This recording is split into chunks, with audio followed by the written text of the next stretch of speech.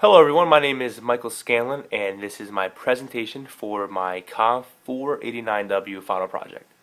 To start off, my case is a problem case and it focuses on the graduation rate of college students and their search for full-time jobs upon graduation.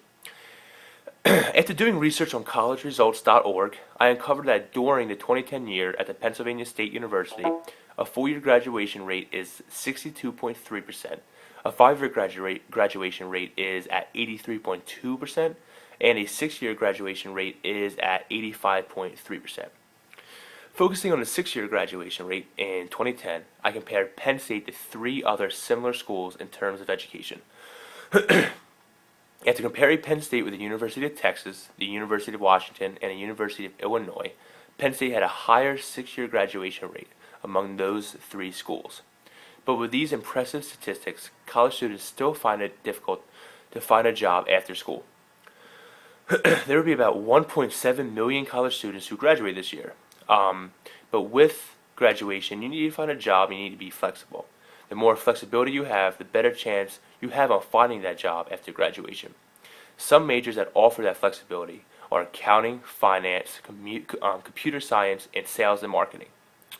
Focusing on recent college grads under the age of 25, there are about 1.5 million who hold a bachelor's degree and do not have a job. This number represents about 53.6% of college graduates, which is the highest number since 2000, which is about the last 11 years.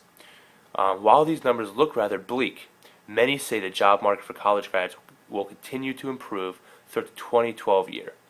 After looking over a survey conducted by CareerBuilder.com, 54% of employers indicate they plan to hire graduates this coming year. This number is up from 46% in 2011. Moving on to the interview phase of my project, I interviewed Gregory Andrews.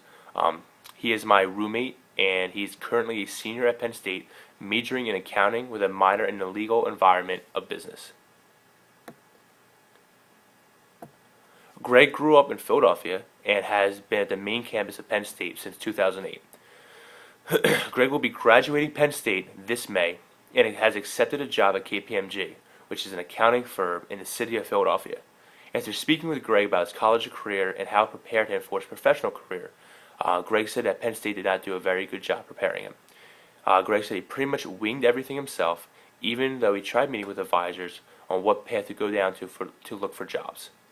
Greg started his job search in August of 2011 and applied to about 50 jobs. Out of those 50 jobs, half called him back, and he went on about 15 to 20 interviews. Out of those 15 to 20 interviews, 10 of those interviews offered him a second and third interview. And then Greg said out of those 50 jobs he applied to, only two ultimately offered him a position upon graduation. After accepting his job at KPMG, Greg learned what his daily routine would be as an employee at an entry-level position.